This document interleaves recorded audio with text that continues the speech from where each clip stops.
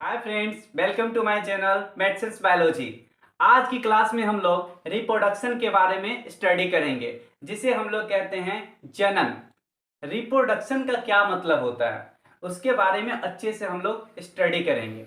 सबसे पहले जानिए कि रिप्रोडक्शन होता क्या है। तो रिप्रोडक्शन वो होता है जैसे हम लोग किससे आए हैं, अपने पेरेंट्स से आए हैं।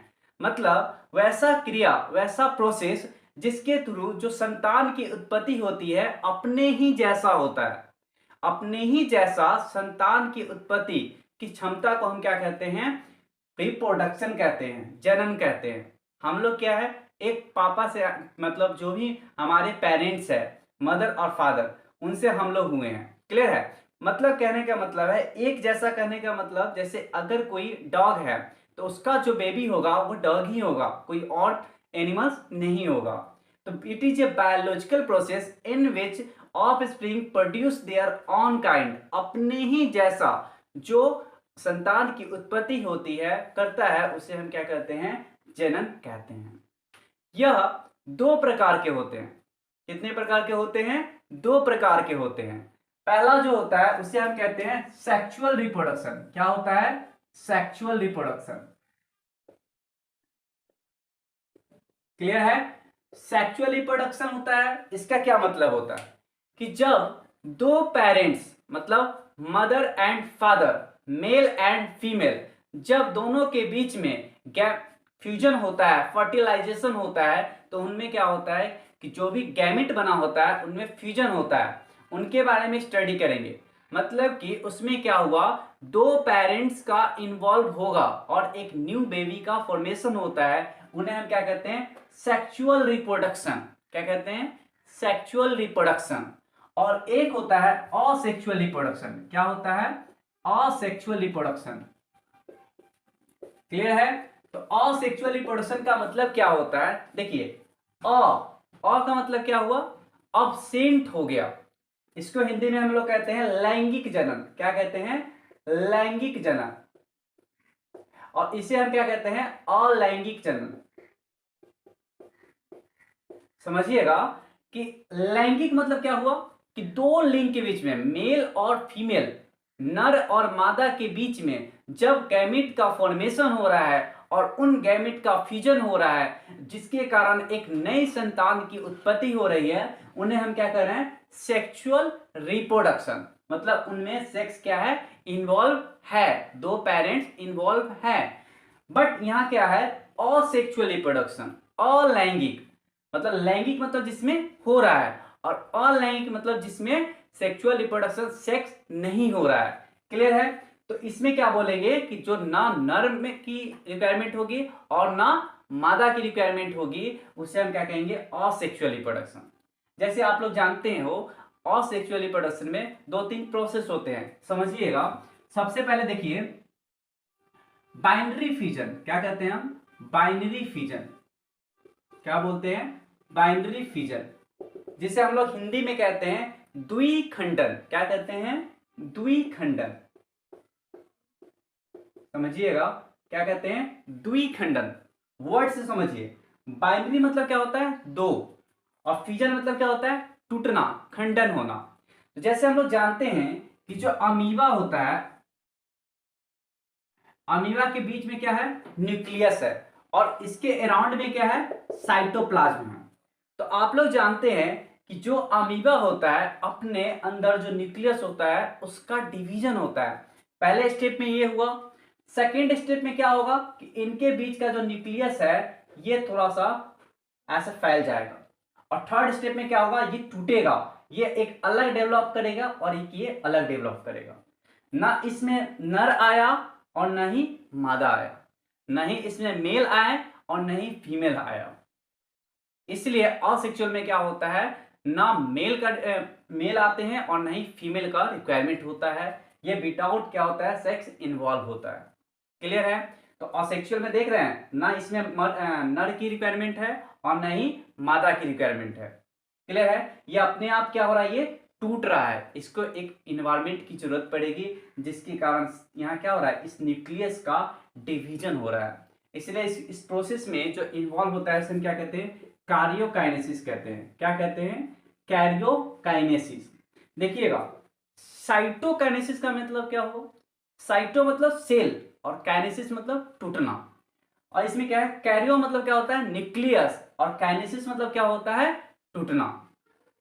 तो समझिए इसमें क्या टूट रहा है, न्यूक्लियस टूट रहा है। तो न्यूक्लियस जब टूटने के बाद दो डॉटर सेल का फॉर्मेशन कर रहा है, उसे हम क्या कहते हैं, बाइनरी फिजन कहते हैं। क्या कहते हैं, बाइनरी फिजन कहते हैं। सेकेंड देखिए, हाइड्रा, आप लोग देखे हैं बर्डिंग, क्या कहते हैं, बर्डिंग कहते हैं। तो बर्डिंग किस में होता है, तो हाइड्रा में होता है। किस में होता है, हाइड्रा में होता है। तो हाइड्रा में हम लोग देखे हैं कि ये ऐसे स्ट्रक्चर होता है, देखिएगा अच्छे से, ये ऐसे स्ट्रक्चर होता है। और इस पे क्या होता है, बर्ड निकला जाता है। क्या निकला जाता है, बर्ड, इसको हम क्या कहते हैं, बर्ड कहते हैं। जैसे जैसे ये इन्वायरमेंट होगा, ये क्या होगा, फिर डेवलप करेगा। क्या होगा, डेवलप करेगा फुल्ली। जब ये आफ्टर फुल्ली डेवलप, जब ये कंप्लीटली डेवलप हो जाता है, तो वो क्या हो जाता है, ये टूट जाता है। और टूटने के बाद ये फिर से एक नए हाइड्रा का फॉर्मेशन करता है, इसलिए इसे हम क्या कहते हैं, बर्डिंग कहते हैं। देखिए इसमें भी ना मेल आया ना फीमेल आया, इसमें भी ना मेल आया ना फीमेल आया, without requirement of sex. Sex किसके कारण, मेल एंड फीमेल के कारण। क्लियर है, इसीलिए इसको हम क्या कहते हैं, असेक्सुअल रिप्रोडक्शन कहते हैं। तो सबसे पहले हम लोग जो भी एग्जाम में पूछा जाता है उसके बारे में देखेंगे।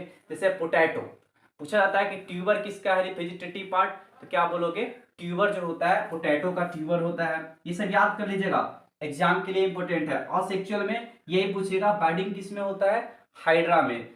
जो कैरियोकाइनेसिस प्रोसेस होता है किस में होता है, अमीबा में। ये किस क्या करता है, कौन सा प्रोसेस होता है, बाइनरी फिजन होता है। क्लियर है, एक चीज याद रखिएगा, क्या होता है, पोटैटो, पोटैटो में क्या होता है, ट्यूबर। एग्जाम में आता है वेजिटेटिव पार्ट क्या होगा, तो वेजिटेटिव पार्ट पोटैटो का क्या होगा, क्या बोलोगे, ट्यूबर होता है। ये नाम याद रखना। जैसे राइजोम, क्या कहते हैं, राइजोम किसका होता है, बनाना। जैसे आप लोग जानते हैं कि जो आलू होता है, आलू को जब एक ठंडी जगह पे रख दोगे तो फिर से उसके अंदर क्या होता है, नोच आई आना स्टार्ट हो जाता है, और उसी को कट करके क्या हम लोग क्या करते हैं, रोपते हैं, और जिसके कारण क्या होता है, फिर से नए आलू का फॉर्मेशन होता है। क्लियर है, तो उससे हम क्या कहते हैं, वेजिटेटिव प्रोपगेशन कहते हैं। क्या कहते हैं, वेजिटेटिव प्रोपगेशन कहते हैं। तो पोटैटो का आई जो होता है वेजिटेटिव पार्ट होता है, और ये क्या होता है, ट्यूबर जो होता है वेजिटेटिव प्रोपगील्स कहते हैं। एग्जाम में सिर्फ यही पूछा जाएगा कि पोटैटो में क्या होता है, ट्यूबर होता है, राइजोम में किस में होता है, बनाना में होता है। क्लियर है, ये सब याद रखिएगा, एग्जाम में पूछता है, इसलिए मैंने यहाँ पे डिस्कस किया है। क्लियर है, अब हम सेक्सुअल रिप्रोडक्शन के बारे में स्टडी करेंगे, जिसमें हम देखेंगे कि मेल रिप्रोडक्टिव सिस्टम और फीमेल रिप्रोडक्टिव सिस्टम। किसके बारे में, मेल रिप्रोडक्टिव सिस्टम और फीमेल रिप्रोडक्टिव सिस्टम के बारे में। क्लियर है, तो समझिए कि मेल रिप्रोडक्टिव सिस्टम में और फीमेल रिप्रोडक्टिव सिस्टम में, पहले ये तो जानिए कि रिप्रोडक्शन की इंपोर्टेंस क्या है हमारे लाइफ में।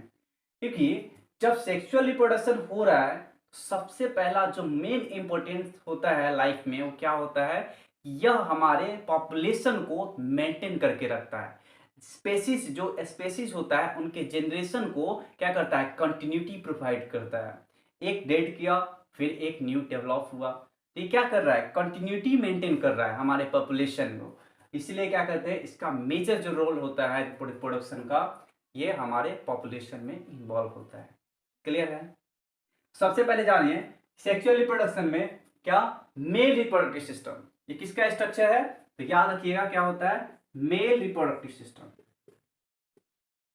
मेल रिप्रोडक्टिव सिस्टम, इसको हिंदी में क्या कहते हैं, मैंने आपके लिए हिंदी और इंग्लिश कंबाइन दोनों के बारे में समझाएंगे। क्लियर है, आप हिंदी भी समझिएगा और इंग्लिश भी समझिएगा, क्योंकि हिंदी जो बायोलॉजी वर्ड ही है, इसमें हिंदी बहुत डिफिकल्ट होता है, बट आपको इजीली समझ में आएगा, आप बस वीडियो देखिए। क्या है, मेल रिप्रोडक्टिव सिस्टम, ऑर्गन, क्या है, ऑर्गन। तो इसका हिंदी क्या है कि नर, मेल का मतलब क्या हुआ, नर। तो जो नर का जनन अंग होता है, जनानंग, क्या कहते हैं, जनानंग कहते हैं। क्लियर है? रिप्रोडक्टिव ऑर्गन को क्या हिंदी में कहते हैं? जननांग। क्लियर है? तो ये किसका हम स्टडी कर रहे हैं कि मेल के अंदर, नर के अंदर, मेल मतलब क्या इसमें? नर, नर। क्लियर है? तो नर जो होगा ये इसका जनन अंग के बारे में स्टडी करेंगे।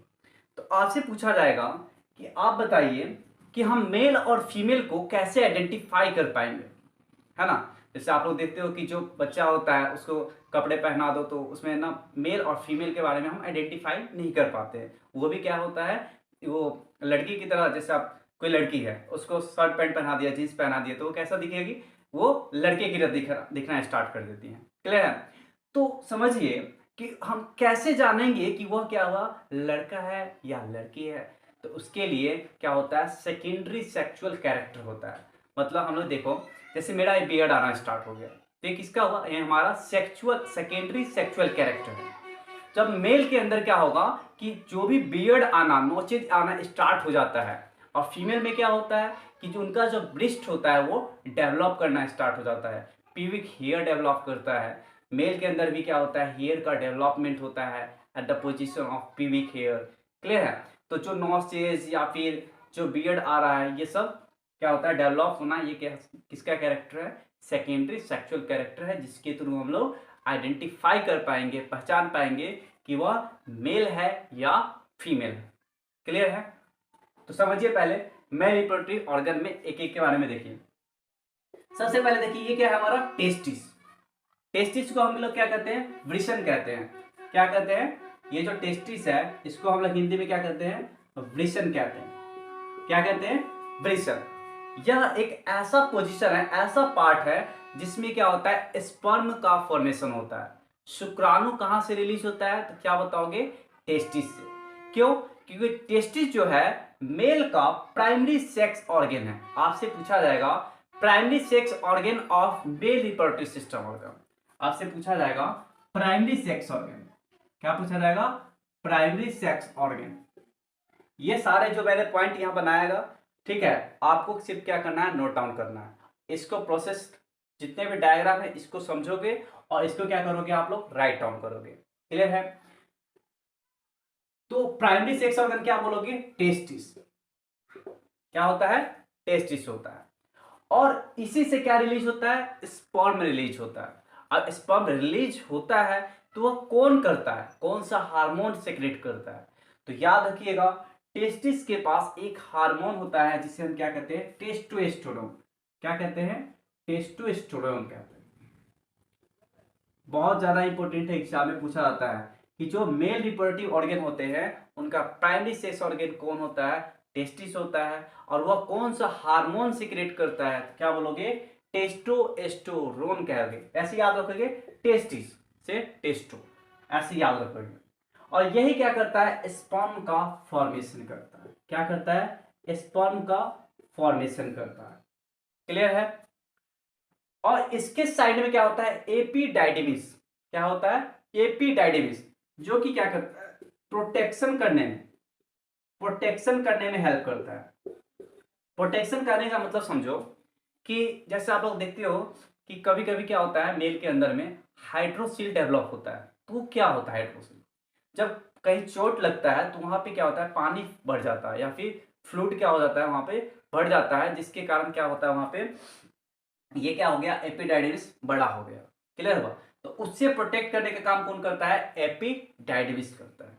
क्लियर? तो ये याद रखिएगा, हाइड्रोसिल के केस में क्या होता है? एपिडाइडिमिस पे अगर चोट लग गया तो ये क्या हो गया? डेवलप हो गया, वहां पे फ्लूइड भरना स्टार्ट हो गया। क्लियर है? अब इसके बाद आता है क्या? Vas deferens. स्पर्म बना और इसके थ्रू कहा जा रहा है? वास डिफरेंस के पास। किसके पास? वास डिफरेंस के पास।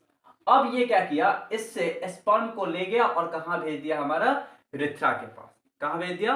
यूरेथ्रा के पास।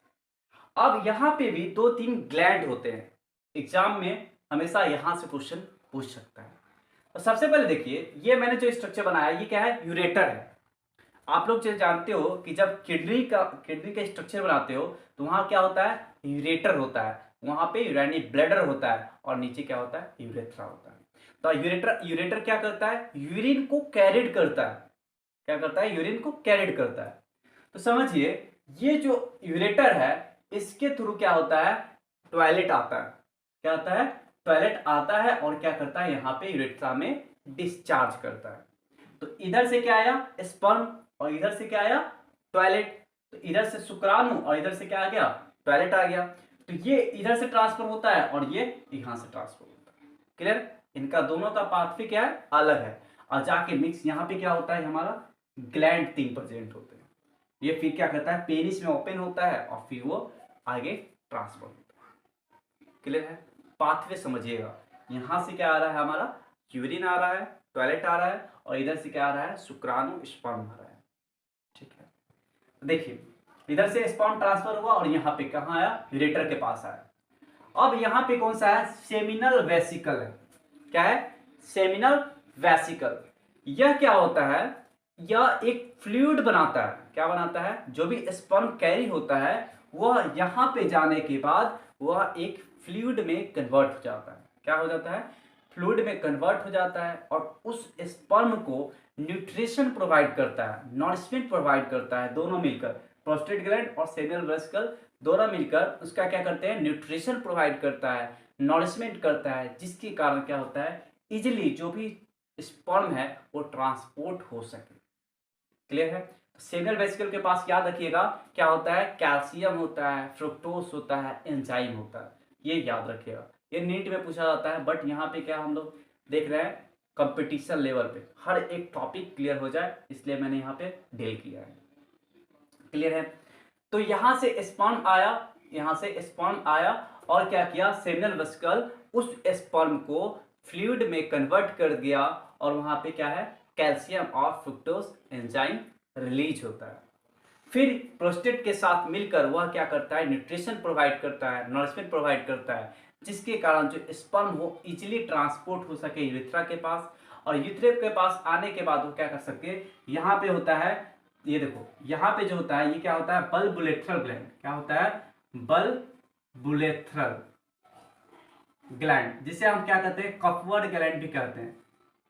कॉपवर्ड ग्लैंड, ये नाम याद रखिएगा कॉपवर्ड ग्लैंड्स का। आपसे पूछा जाता है एग्जाम में कि कॉपवर्ड ग्लैंड्स क्या करता है, तो आप लोग क्या बोलोगे, स्पर्म का इजेक्शन करने में, स्पर्म का इजेक्शन करने में, बाहर रिलीज करने में किसका रोल है, बल्बुलेथ्रल ग्लैंड का मेजर रोल होता है।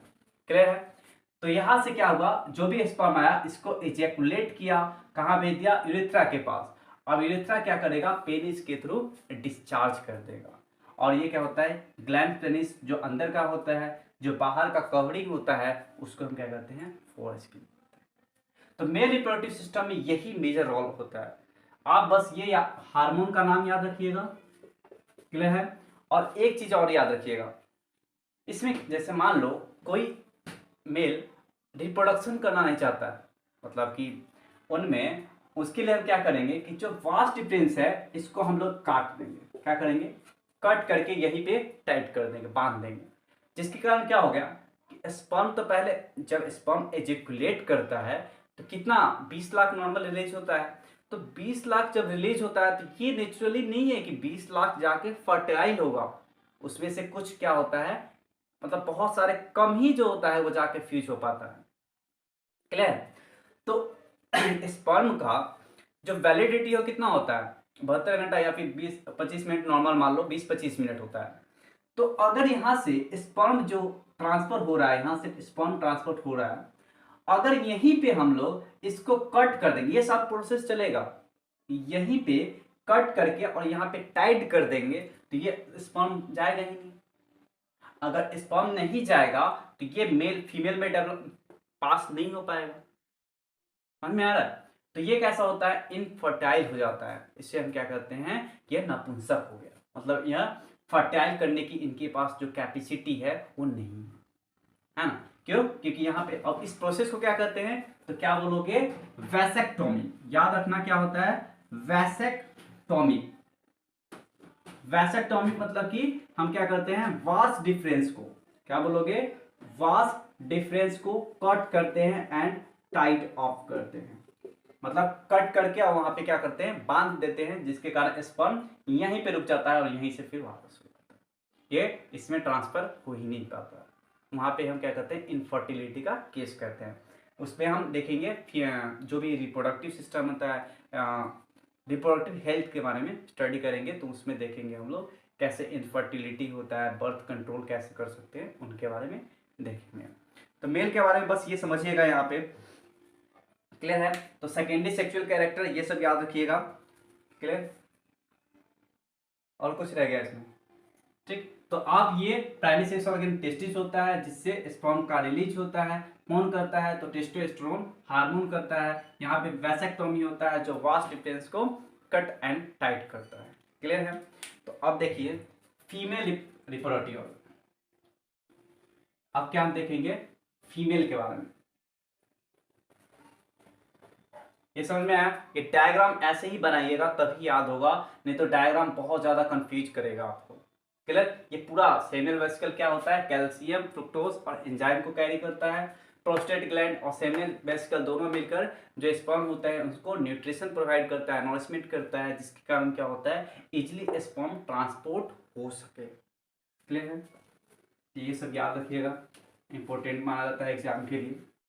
अब देखते हैं फीमेल रिप्रोडक्टिव ऑर्गन। पहले हम लोग देखेंगे क्या कि नर जननांग, अब देखेंगे क्या मादा जननांग, जो मादा होते हैं उनके बारे में देखेंगे, क्लियर है। तो आपसे पूछा जाएगा कि जो फीमेल होता है उसका प्राइमरी सेक्स ऑर्गन क्या होता है, तो क्या बताओगे ओवरी।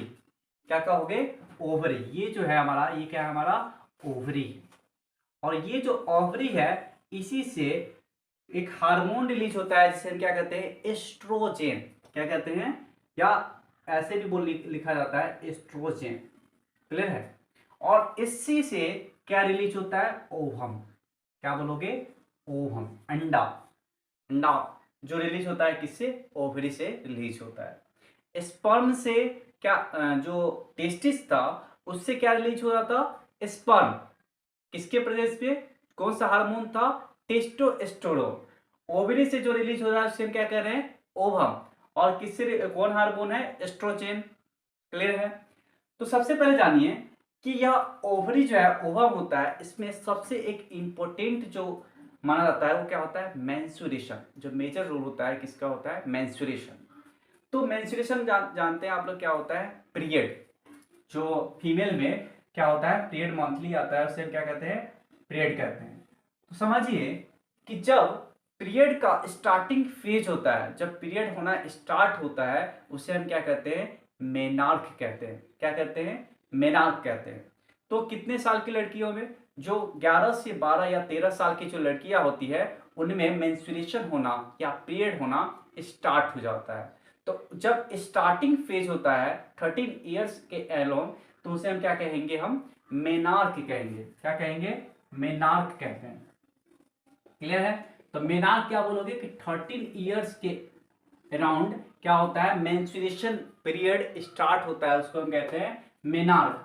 और जब मेना पाउच, ये क्या है मेना पाउच है, यहां पे क्या बोलोगे कि जब ओवम जो बनना है वो रुक गया है, यहां ओवम बनना स्टार्ट हुआ तो हम क्या कहेंगे मेनार्क कहते हैं। और जब ओवम बनना बंद हो जाता है उसे हम क्या कहते हैं मेना पाउच कहते हैं। तो अराउंड 45 टू 50 ईयर्स के अराउंड क्या होता है या ओवम बनना फीमेल में क्या होता है बंद हो जाता है। कुछ जो होते हैं जिनका मतलब बीमारी होता है तो वो कम में ही बंद होना स्टार्ट हो जाता है। मेनली कितना होता है 45 टू 50 ईयर्स के अराउंड क्या होता है ओवम बनना स्टार्ट हो जाता है फीमेल के अंदर में, क्लियर है। तो ये दो वर्ड याद रखिएगा, मेनार्क जो स्टार्टिंग है 13 ईयर्स के राउंड होता है, एंड मेना पाउच 45 टू 50 ईयर्स के राउंड में ओवम बनना बंद हो जाता है। किसका स्ट्रक्चर मैंने बनाया है फीमेल का। अब इसमें देखिए ये हमारा क्या है टेस्टिस है, सॉरी क्या है हमारा ओवम है, ओवरी, ओवरी से क्या निकला ओवम। अब जानिए ये क्या है हमारा सर्वेक्स वेजाइना, सब कुछ याद रखिएगा। ये क्या है हमारा स्ट्रक्चर पहले याद रखिए, ये हमारा है यूटेरस। यूटेरस को हम दूसरे वर्ड में क्या बोलते हैं वॉर्म कहते हैं, गर्भाशय कहते हैं। जो बच्चा 9 महीने तक फीमेल के अंदर रहता है वो कहाँ रहता है, यही यूटेरस के पास रहता है, जिसे हम क्या कहते हैं गर्भाशय कहते हैं, क्लियर है। ये क्या होता है, वेजाइना होता है, सर्विक्स होता है। तो याद रखिएगा सर्विक्स और ये क्या होता है, वेजाइना। एक चीज बहुत इंपॉर्टेंट है, ये वर्ड याद रखिएगा कि सर्विक्स और वेजाइना दोनों मिलकर एक बर्थ कैनाल का फॉर्मेशन करता है। ये दोनों मिलकर क्या करते हैं, एक बर्थ कैनाल का फॉर्मेशन करते हैं। मतलब कि जो बच्चा होता है इसी के थ्रू होता है, और इसीलिए इसको बोलते हैं बर्थ कैनाल कहते हैं। क्या कहते हैं, बर्थ कैनाल। शिशु का जो जन्म होता है या फिर जो रहता कहाँ पे है, यूटेरस में। क्लियर है। तो ये वर्ड याद रखिएगा, सर्विक्स और वेजाइना को मिलाकर बर्थ कैनाल बोला जाता है। अब देखिए मेंस्ट्रुएशन होता क्या है, कैसे ओवम कैसे ओवरी फ्यूजन होता है। क्लियर है। सबसे पहले देखिए कि दो ओवरी होता है फीमेल के अंदर। जैसे अंडा जो टेस्टिस था मेल के अंदर में दो था, वैसे ही फीमेल के अंदर भी ओवरी जो होता है वो 2 होता है। अगर फर्स्ट मंथ इससे ओवम निकलता है तो नेक्स्ट मंथ ये इसमें से निकलता है, एक साथ दोनों में नहीं निकलता है। क्लियर है। तो जो ओवम बना, क्या बना, ओवम बना, तो फर्स्ट अगर हम लेते हैं कि अभी कौन सा मंथ चल रहा है, अक्टूबर चल रहा है, समझिएगा। अभी कौन सा मंथ चल रहा है, अक्टूबर। अक्टूबर का जो फर्स्ट वीक है, फर्स्ट वीक में इससे ओवम बनना स्टार्ट हो गया। क्या हो गया, ओवम बनना इस ओवरी से स्टार्ट हो गया है। तो जो ओवम बनेगा वो धीरे धीरे यहाँ पे बनेगा, और इधर से क्या आया, स्पर्म आया। समझिएगा, इधर से स्पर्म आया आया और आया, तो आया तो कितना आ रहा है, 20 लाख आ रहा है। तो ऐसा नहीं है ना, कुछ इसमें भी आएगा और कुछ इसमें जाएगा। समझिएगा, इसमें जाएगा तो ओवम तो बन नहीं रहा है, तो कोई फ्यूजन तो होगा नहीं, फर्टिलाइजेशन तो होगा नहीं। तो इसमें जो जाएगा तो ऐसे ही बर्बाद हो गया। क्लियर है। तो जो इसमें आया है, तो पहले अगर यहाँ पे क्या हो रहा है कि स्पर्म आ रहा है, तो वो देखेगा कि यहाँ पे क्या हो रहा है, जो ओवम बन रहा है वो क्या हो रहा है, अभी स्टार्टिंग फेज है, मैच्योर नहीं हुआ है। मैच्योर होगा तभी क्या होगा, फर्टाइल हो पाएगा। तो यहां से ओवम ये क्या है, स्टार्टिंग फेज है, जिसके कारण जो स्पर्म होगा ये इसके साथ मिक्स करेगा भी, तो कोई इश्यू नहीं है, कोई फर्टिलाइजेशन का केस नहीं बनता है। अगर फर्स्ट वीक में पीरियड होता है, फर्स्ट वीक में अगर ओवम बनना स्टार्ट हो रहा है, जैसे मान लो लास्ट मंथ में जैसे मान लो 24-25 को अगर पीरियड है, तो उससे 7 दिन पहले और 7 दिन बाद, अगर मान लो कि 14 को पीरियड आया, तो उससे 7 दिन पहले और 7 दिन बाद अगर स्पर्म का फ्यूजन हो रहा है, तो वहां पे कोई फर्टिलाइजेशन का केस नहीं बनता है। क्लियर है। बट पीरियड के टाइम पे अगर सेक्स के दौरान अगर हो रहा है, क्वाइटस हो रहा है, तो वहां पे क्या होता है, फर्टिलाइजेशन का चांस हो सकता है। इसलिए हम बोलते हैं कि lack of menstruation indicate pregnancy. इसका क्या मतलब है कि अगर प्रेगनेंसी मतलब मेंस्ट्रुएशन होना बंद हो चुका है, तो समझ लीजिएगा कि वह जो फीमेल है, वह जो मादा है, वो क्या है, प्रेग्नेंट हो चुकी है। क्लियर है। तो वर्ड याद रखिएगा, लैक ऑफ मेंस्ट्रुएशन, मेंस्ट्रुएशन की कमी को, जिसे हम क्या कहते हैं, जब मंथली होता है तो lack of menstruation indicate pregnancy. Clear है। तो यहाँ पे अगर फर्स्ट मैच्योर नहीं हुआ है, तो यहाँ पे क्या होगा, इसको डिस्ट्रॉय कर देगा, स्पर्म को डिस्ट्रॉय कर देगा, कोई यहाँ पे फर्टिलाइजेशन का केस नहीं बनेगा। बट सेकेंड वीक की बात कर रहे हैं, ये क्या है, स्टार्टिंग। यहाँ पे ओवम क्या हो रहा है, बनना स्टार्ट हुआ है, यानी कि बन गया है।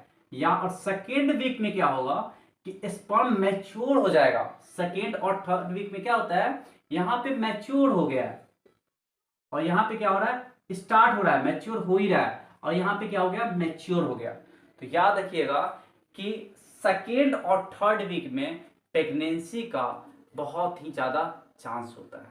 अगर इस केस में सेकेंड और थर्ड वीक के केस में अगर मेंस पीरियड हो रहा है और उस दौरान अगर क्वाइटस होता है, तो वहां पे क्या होगा, प्रेगनेंसी होने की चांस, फर्टिलाइजेशन होने की चांस बहुत ही ज्यादा हो जाता है।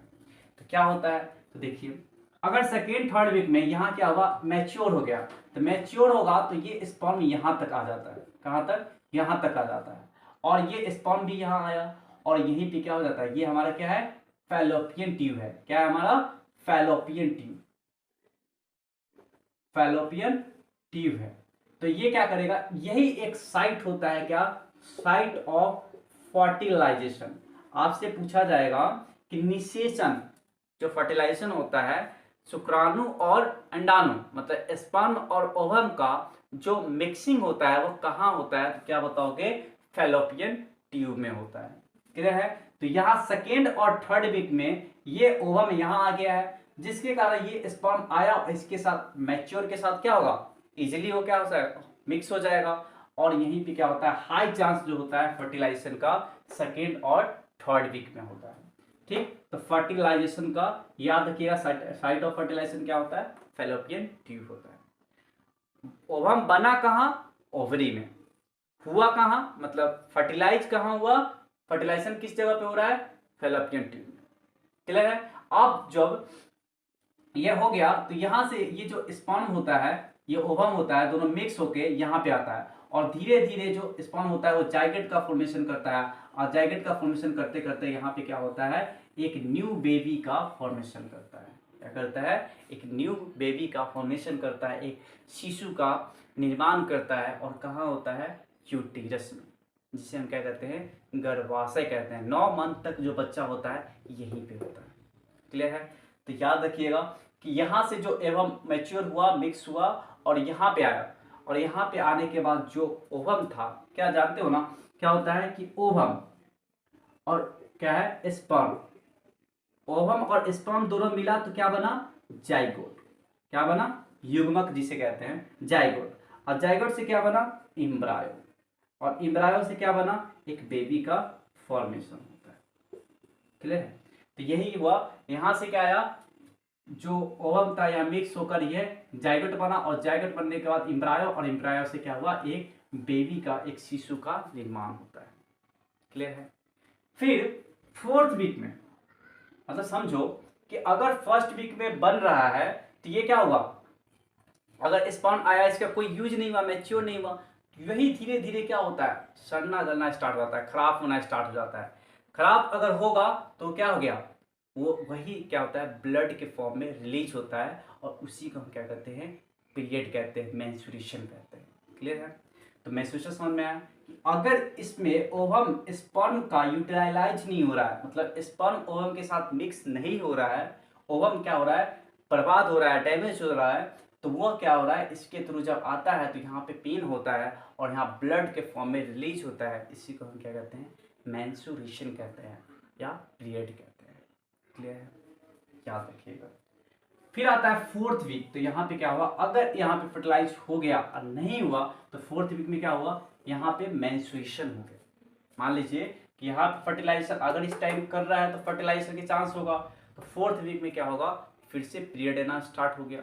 मतलब यहाँ फिर से नया, मैंने क्या बोला कि अगर पीरियड आया है 14 तारीख को, 14 अक्टूबर को अगर पीरियड आया है तो उससे 7 दिन पहले और 7 दिन बाद सेक्स करने से कोई इफेक्ट नहीं, लेकिन उसके दौरान अगर करता है तो वहां पे क्या हुआ, फर्टिलाइजेशन करने की चांस ज्यादा होती है।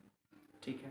तो यहाँ पे बस 3-4 हार्मोन का नाम याद रखिएगा, ये प्रोसेस याद रखिएगा, कैसे स्पर्म बना, कैसे ट्रांसफर हुआ, साइट कौन सा होता है, फैलोपियन ट्यूब होता है, यहाँ से आता है, इसका 3 लेयर होता है, याद रखिएगा। एक होता है मायोमेट्रियम, इंडोमेट्रियम, पेरीमेट्रियम। तो बस इंडोमेट्रियम याद रखिएगा कि जो मेंस्ट्रुएशन होता है उस टाइम में कंट्रैक्शन करने में हेल्प करता है। और मायोमेट्रियम जो होता है, जब बेबी का डिलीवरी होता है, क्या होता है, बेबी का जब डिलीवरी होता है वहाँ पे कॉन्ट्रैक्शन करने में, स्मूथ मसल का जो कॉन्ट्रैक्शन होता है उसमें कौन हेल्प करता है, मायोमेट्रियम करता है। इंडोमेट्रियम जो होता है, मेंस्ट्रुएशन होता है, वहाँ पे जो अंदर का जो लाइनिंग होता है उसको तोड़ने में कौन हेल्प करता है, इंडोमेट्रियम करता है। क्लियर है। तो ये वर्ड याद रखिएगा। फिर याद रखिएगा सर्विक्स और वेजाइना दोनों मिलकर यह एक बर्थ कैनाल का फॉर्मेशन करता है। याद रखिएगा, इससे ओवम बना। अब देखिए 3-4 हार्मोन का नाम याद रखिएगा। एक एस्ट्रोजन के बारे में बता दिया, सेकंड क्या है, प्रोजेस्टेरोन। क्या, प्रोजेस्टेरोन। तो प्रोजेस्टेरोन जो होता है ये क्या करता है, मेंटेन करता है प्रेगनेंसी को। मेंटेन करता है किसको, प्रेगनेंसी को। याद रखिएगा कि जब भी बेबी यहाँ पे है तो इसको मेंटेन करके कौन रखेगा, प्रोजेस्टेरोन। और अगर इसकी कमी हो गई तो बेबी क्या होता है, डिस्ट्रॉय हो जाता है। कभी कभी देखते हो खराब हो गया, मतलब गया अंदर ही, ठीक है, तो वहाँ पे क्या होता है, प्रोजेस्टेरोन हार्मोन की कमी हो जाती है। क्लियर है? तो प्रेगनेंसी को मेंटेन करके कौन रखता है, प्रोजेस्टेरोन हार्मोन, ठीक है। ओवरी रिलीज कौन कर रहा है, एस्ट्रोजन। कहाँ से हो रहा है, ओवरी से हो रहा है। साइट कहाँ है, तो फैलोपियन ट्यूब, ठीक। ये हार्मोन हमारा प्रोजेस्टेरोन, याद रखिएगा। एक होता है रिलैक्सिन, रिलैक्सिन हार्मोन, ये सब किसका है, ओवरी पे जो एक्ट होता है वो हार्मोन बता रहा है। एस्ट्रोजन, प्रोजेस्टेरोन और रिलैक्सिन, ये तीनों किस पे एक्ट होते हैं, तो क्या बताओगे, ओवरी पे होता है। रिलैक्सिन का क्या मतलब है कि जब बेबी डिलीवरी हो रहा है तो उस टाइम रिलैक्स इजीली चला जाए, इजीली क्या हो जाए, ट्रांसफर हो जाए, डिलीवर हो जाए, उसमें कौन सा हार्मोन होता है, रिलैक्सिन होता है। अब जानते हैं ऑक्सीटोसिन, ऑक्सीटोसिन भी याद रखिएगा। ऑक्सीटोसिन को हम लव हार्मोन भी कहते हैं, और ऑक्सीटोसिन ही क्या करता है, बेबी का जब डिलीवरी होता है उस टाइम यूटेरस का कॉन्ट्रैक्शन करता है। तो contraction of uterus during the delivery of baby, that कौन करता है, ऑक्सीटोसिन करता है। जैसे उसमें हम लोग देखे थे, अब मान लो कि अगर फीमेल अपने पॉपुलेशन को इंक्रीज नहीं करना चाहती है तो क्या करेगी, कि इस ये जो है उसको हम क्या बोल रहे थे, नसबंदी, क्योंकि वो नस से हो रहा था। किससे हो रहा था, नस से वास्ट डिफरेंस, एक नस निकाला था, दो नस टेस्टी से निकाल रहा था, तो उसे हम नसबंदी क्या बोल रहे थे, tubectomy, sorry vasectomy, vast difference को कट करके टाइट कर रहा था। डॉक्टर सब वही करते हैं, कट करते हैं, टाइट करते हैं, जिसके कारण जो भी 20 मिनट का तो रहता है स्पर्म का, वो जाएगा यहीं से लौट के आ जाएगा, खराब हो। तो इसमें क्या करेगा, इस फैलोपियन ट्यूब को कट और टाइट करते हैं, जिसके कारण जो ओवम होता है यहाँ पे आता है, स्पर्म फ्यूजन होगा ही नहीं। जब स्पर्म फ्यूज होगा ही नहीं तो क्या होगा, फर्टिलाइजेशन का चांस नहीं होगा। समझ में आया? तो ओवम यहाँ पे ट्रांसफर भी होगा, स्पर्म नहीं आ पाएगा, जिसके कारण क्या होगा कि फर्टिलाइजेशन नहीं होगा। ठीक, तो फैलोपियन ट्यूब को हम कट और टाइट करते हैं, तो इसको हम क्या कहते हैं, ट्यूबेक्टोमी। क्या है, ट्यूब, ट्यूब के थ्रू कर रहे हैं, नल के थ्रू, तो इसे नल बंदी कहते हैं। ठीक है, तो यहाँ क्या बोलोगे, ट्यूबेक्टोमी कहोगे, ट्यूबेक्टोमी क्या, क्लियर है? ये सारे आप लोग याद रखोगे इसमें क्या हो रहा है। ठीक है, तो आज के लिए यहीं पे रखते हैं। नेक्स्ट क्लास में हम लोग प्रेगनेंसी प्लान इस सब के बारे में स्टडी करेंगे। Thank you. अगर वीडियो पसंद आया है तो लाइक करें, कमेंट करें एंड सब्सक्राइब करें।